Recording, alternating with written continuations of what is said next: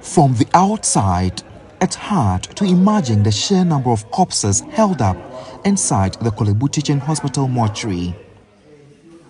But as one draws closer, reality begins to dawn. A pungent and heady smell. Yet, these mortuary attendants are busy at work, having become immune over the years. Their job is a difficult and life-threatening one. Any little mistake here, and one is bound to contract infections from dead bodies. This is how always we go about it.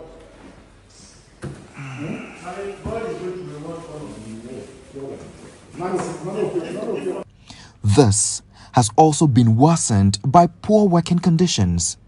Due to the lack of space, dead bodies lie on the dirty bare floor with flies hovering around them. This dead baby, with flies almost entering his mouth and nose, left tears in my eyes. Water droplets from dead bodies are stuck on the floor and cannot flow freely due to the terrible nature of the facility. These channels in the morgue, which are to allow the free flow of dirty water, are heavily choked with filth, which breeds maggots. You are inhaling medicine, inhaling 3, 4, 5 days. You are in trouble. And it is like this, and they brought you. And we are coming to do autopsy. We have to dissect before the pathology will come in. Yes. And bring out organs before the pathology will come in. After that, we have to stitch and come and embalm. In one of the storage rooms, there is a serious congestion. Initially built to accommodate a few dozens of dead bodies, now loaded with hundreds of dead bodies. This is one of the biggest storage rooms here at the Korle Bu mortuary, where a number of bodies are preserved, from babies, elderly, middle-aged. Everyone is being kept in here for some time before their family members finally come for the bodies. Now, because most of them delay in coming for their bodies, some of the bodies, as you can rightly see here, are deteriorating. They are rotting away. And these mortuary workers will have to face all these challenges as they continue to work here at the Korle Bu mortuary. Director of Metro Public Health at the Accra Metropolitan Assembly, Florence Kochi, says the situation is extremely disturbing. How they work is dangerous because they are not properly protected.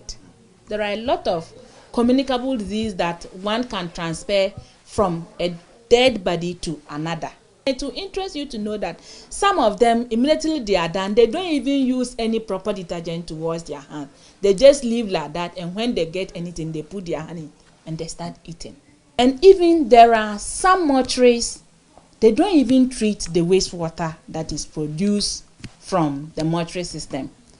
Some just have a connection from the mortuary straight into either a drain or the lagoon or any nearby water body. But the Mortuaries and Funeral Facilities Agency, the body mandated to ensure proper functionings of the mortuary, says it is helpless. Emmanuel Autry is the acting director of the agency. The working conditions is not the best, let me put it that way. But the agency, of course, is making frantic effort to ensure that the working conditions in which they work improves. The usual challenges of a new facility, we are also bedeviled with it. And principally, we are looking at issues relating to financing. But the challenges faced by these workers don't end inside the mortuary. Meet 36-year-old Mercy Okaile Okaija, who has been a mortuary attendant for 9 years. Her life has been characterized by scorn, stigma and abandonment owing to her profession. If maybe a guy approach you and say, "Oh, lady, you are very nice, I want to stay with you, I want you to be my wife," sometimes friends will start making fun of the guy. Hey, I won't start there, all of the sudden started say, "Oh yeah, and the some styles be." Some of my friends, when they saw me right now, some people call me Samali. Some want to make fun of you or and that stuff, but She recounts how her biological mother disowned her for 3 years after she took up the job. every day trouble. Even 3 years, my mother don't want to even see my face or talk to me. Mercy says friends have distanced themselves from her, but her passion is what encourages her to persevere. She is, however, unhappy about the working conditions at the mortuary where she works. Yeah, Brankasa. So someone will pass away, if whether it's HIV, tuberculosis, you don't know what kind of sickness is taking this person to his early or his grave. But that's your work for you to do. So please, the government to come to our head and listen to us. We have tried to talk to them severally, but no response. 52-year-old Richard Tindani heads to work, which is a few kilometers away from his home. He has been a mortuary attendant since 1989. Ebin mi say, so we are mortuary man. Nature say, un kanipa ho. If you are a mortuary man, it doesn't mean you are not part of human beings. But it does not bother me at all. So whatever people say, I don't care. And it's not even true we the mortuary men sleep with the corpse. According to a study conducted by the Journal of Healthcare Organization, Provision and Financing, mortuary attendants are poorly paid despite their workload coupled with huge health risks. The study says conditions of service of mortuary attendants should be reviewed to reflect the work they do, considering that their job demands do not allow them to engage in other economic activities. It says this will contribute to attracting even better educated people and improve the services of the mortuary attendants. Richard Tindani agrees.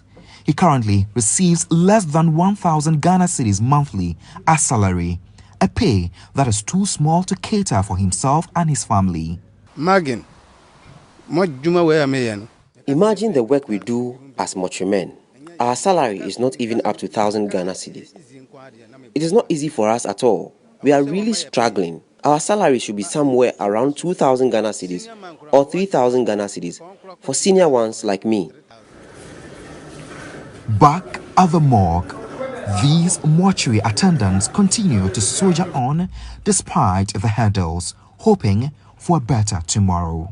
You cannot work like this anymore. You cannot. Godwin Asidiba, GH1 News, Accra.